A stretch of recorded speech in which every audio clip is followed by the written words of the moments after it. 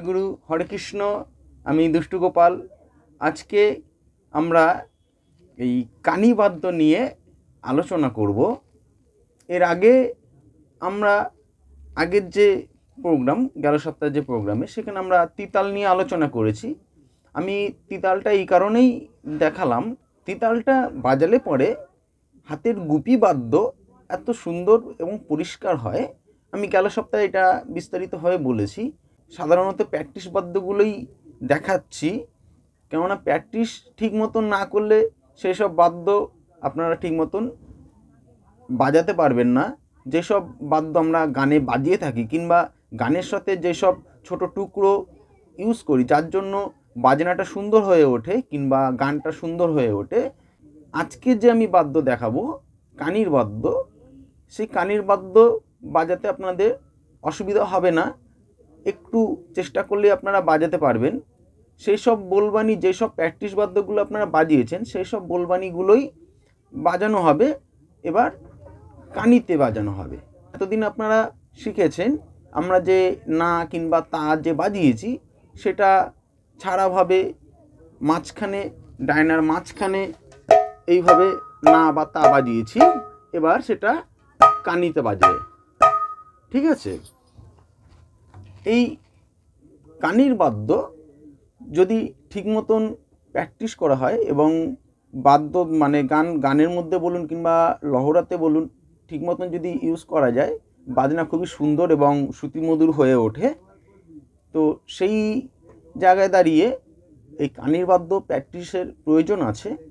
এই কানিটা বাজানো হয়ে থাকে হলো আমরা যে তা বা না, বিশেষত যে না বাজাই, এই না যে শব্দটা, সেই শব্দটা হলো এই কানিতে বাজানো হয়ে থাকে।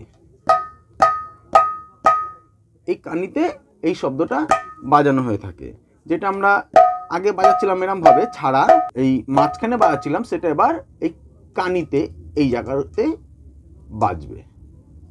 ঠিক আছে? এই যে কানি আমরা বাজাবো, তো কানি বাজাবার আগে আমাদের এই ডায়না সম্বন্ধে একটু জানতে হবে। এই ডায়নার এটা হলো গাব, আপনারা দেখতে পাচ্ছেন এই কালো অংশটা হলো গাব, তারপরের অংশটা হচ্ছে তালা, তারপরের অংশটা তালা, তারপরের অংশটা চাপা বা হলো কানি। একদম কিনারা যেহেতু, তার জন্য এটাকে কানি বলা হয় বা চাপা।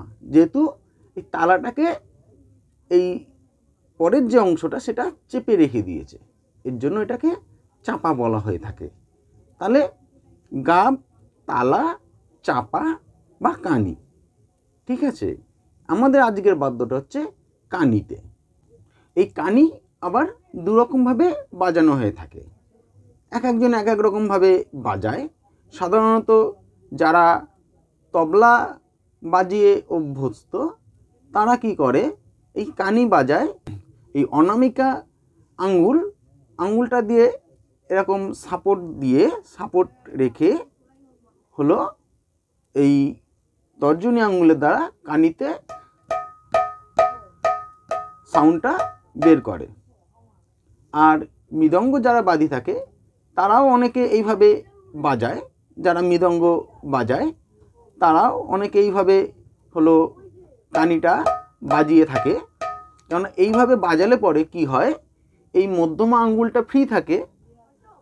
এবার ফ্রি থাকার দরুন কি হচ্ছে, আমরা যখন তা তেটে এটা যখন খুব স্পিডে বাজাবো তা তেটে, তো কি হয়, যেহেতু এটা ফ্রি রয়েছে আমার সঙ্গে সঙ্গে এটা থ্রোয়িং করতে সুবিধা, মানে থ্রো করতে আমাদের সুবিধা হয়ে থাকে কিংবা সুবিধা হয়। আবার অনেকে কি করে, এই মধ্যমা আঙ্গুলটাকে হলো এই চাপে রেখে, এই বেশি ভেতরে না, গাবের ভেতরে না, গাবের নিচের দিকে চাপে রেখে কানিতে এইভাবে তর্জনী আঙ্গুলের দ্বারা কানির শব্দটা বের করে। ঠিক আছে? তাহলে দুরকমভাবে এই সাউন্ড বের করা যায়। একটা হচ্ছে এই অনামিকা আঙ্গুলের দ্বারা টিপ রেখে হলো কানিতে তর্জনী আঙ্গুলের দ্বারা সাউন্ডটা বের করে, আবার কেউ মধ্যমা আঙ্গুলের দ্বারা টিপ রেখে কানিতে এই সাউন্ডটা বের করে। তাহলে বোঝা গেল দু রকমই। আবার বেশি ভেতরে কিন্তু মানে অনেকে চেষ্টা করে গাবের ভিতরে টিপ রাখার, গাবের ভিতরে টিপ রাখবেন না, ওটা গাবের বাইরেই টিপটা থাকে, কিংবা হয়তো হালকা গাবে টাচ লাগতে পারে, কিন্তু মেন টিপটা গাবের বাইরেই থাকবে, মানে চাপাটা। এইবারে কথা হচ্ছে এই যে কানিবাদ্য, আমরা কানিবাদ্য কীভাবে প্র্যাকটিস করব। এই কানিবাদ্যটা আমাদের প্রথমে হাতে তুলতে হবে। তোলার পরে এবার এই বাদ্যটাকে আমাদের যেসব বোলবানিগুলো আমরা প্র্যাকটিস করে এসেছি এতদিন, তার মধ্যে এটাকে প্রয়োগ করতে হবে। করলে পরেই আমরা সেই কানির বাদ্য এই বোলবানির মধ্যে প্রয়োগ করাটা শিখে যাব, এবং সেটা পরবর্তীকালে যখন গানের সাথে যখন বাজাবো তখন বাজাতে অসুবিধা হবে না, কারণ এইসব বোলবানিগুলোই গানে বাজানো হয়ে থাকে নানান রকমভাবে।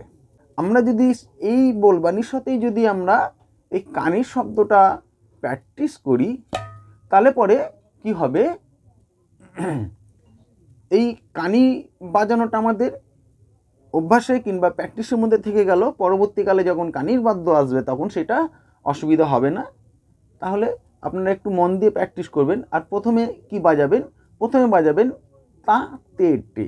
আমরা যে তা বাজাচ্ছি বা না তে টে, ঠিক আছে, না তে টে ধরে নিন, না তে টে। তা না যে বাজাবো, কানিতে বাজাবো হলো না, না তে টে, না তে টে, না তে টে, না তে টে, না তে টে, না তে টে, না তে টে, না তে টে, না তে টে, না তে টে, না তে টে, না তে টে। তা প্রথম বাজাবো না তে টে, না তে টে। তাহলে এই কানির সাথে যে তেটের যে প্রয়োগটা কিংবা তার যে অভ্যাসটা সেটা আমাদের হাতে উঠে আসলো। এবারে বাজাবো না না তে টে বা তা না তে টে, ঠিক আছে। তা না একই, কিন্তু একটু ডিফারেন্স করে দিলে আপনাদের মনে রাখতে সুবিধা হবে। তা না তে টে। তাহলে তাটা বাজাবো, যেমন আগে ছাড়া না বাজাচ্ছিলাম বা তা বাজাচ্ছিলাম, তা তা না তে টে, তা না তে টে, তা না তে টে, তা না তে টে, তা না তে টে, তা না তে টে। এইভাবে আমরা প্র্যাকটিসটা, কানির প্র্যাকটিসটা করব।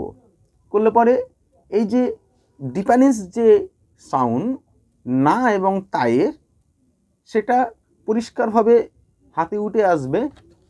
এরপরে এবার যেসব প্র্যাকটিস বাদ্যগুলো আমরা করেছি সেসব প্র্যাকটিস বাদ্যগুলোর মধ্যে এবার করতে পারেন। যেমন আমরা যে প্র্যাকটিস করেছি ধাতে রেখে তাকে তাকতে রেখে তাকে, ধাতে রেখে তাকে তাকতে রেখে তাকে, এসব বাদ্য প্র্যাকটিস করেছি। সেখানে আমরা বাজাবো ধা, ধায়ের সাথে কানির শব্দটা দিলাম, আর বাদবাকি শব্দটা আগে যেমন দিচ্ছিলাম সেরকমই দেবো। ধাতে যেখানে হচ্ছে হাই পিচের সাউন্ডটা পড়বে, ধাতে রেখেটা তাক, তাকতে রেখেটা তাক। এই যে আমরা যে বলছি ধাতে রেখেটা তাকে তাকতে রেখেটা তাকে, ধাতে রেখেটা তাক, তাকতে রে, এই যে তাকতে রেখেটা তাক, ধাতে রেখেটা তাক, তাকতে রেখেটা তাক, যেখানে হাই পিচ আমাদের বলার মধ্যেই আসছে সেই জায়গাটাতে আমরা কানির শব্দটা দেব, ঠিক আছে। যেহেতু কানির শব্দটা যে সুরটা অনেক চড়া, তাই সেই হাই যে আমরা যে আমাদের বলার মধ্যে যে একটা ভঙ্গিমা, সেই ভঙ্গিমার মধ্যে যে যেই জায়গাটা আমরা জোরে বলছি, যেমন ধা জোরে বলছি, ধা তে রেখেটা তাক তাক, এই যে তাক তাক তে রেখেটা তাক, এই যে বলছি, সেই জায়গাতে আমরা কি করব, এই কানির বাদ্যটা প্রয়োগ করব। কিরকম, ধাতে রেখেটা তাক তাকতে রেখেটা তাক, ধাতে রেখেটা তাক তাকতে রেখেটা তাক, ধাতে রেখেটা তাক তাকতে রেখেটা তাক, ধাতে রেখেটা তাক রেখেটা তাক। আরো যেসব বাদ্য আছে,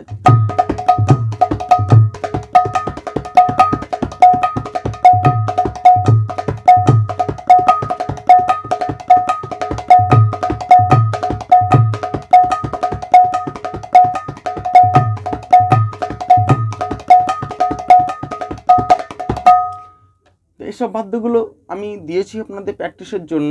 তো সেই সব বাদ্যর মধ্যেই হলো আপনারা প্র্যাকটিস করতে পারেন। আর কিভাবে প্র্যাকটিস করবেন, সমস্ত বাদ্যগুলো তার নতুন করে বলে দেওয়া সম্ভব না। তাহলে কীভাবে প্র্যাকটিস করবেন সেটাও বললাম। আবার বলছি, আমরা যে বাদ্যগুলো যে বলছি তার বলার মধ্যে একটা ভঙ্গিমা রেখেই বলতে হবে। সেটা হচ্ছে যেমন আমি এক্ষুনি বললাম ধা তে রে খেটা তাক তাক তে রে খেটা, এই যে আমরা বলছি, তাহলে বলছি কি ধায়ের সময় যে আমরা জোর করে যে বলছি ধা, তা সেই জায়গাটা আমরা এই কানির শব্দ দেবো। এই পাশে ধ বাজাচ্ছি যে ধা, তা সেখানে কানির শব্দ ধা তে রে খেটা তাক তাক তে রে খেটা তাক ধা তে রে খেটা তাক তাক তে রে খেটা তাক। ঠিক আছে? তাহলে এইভাবে আমরা প্র্যাকটিসটা করব। তো এইভাবে প্র্যাকটিস করলে পরেই আপনারা আশা করি খুব তাড়াতাড়ি কানির বাদ্য শিখে যাবেন। আর আমার প্রোগ্রাম যদি আপনাদের ভালো লেগে থাকে তাহলে পরে দয়া করে সাবস্ক্রাইব করবেন, বেল আইকন ক্লিক করতে ভুলবেন না। আর ভুল ত্রুটি হয়ে থাকলে নিজ গুণে ক্ষমা করবেন। জয় গুরু, হরে কৃষ্ণ।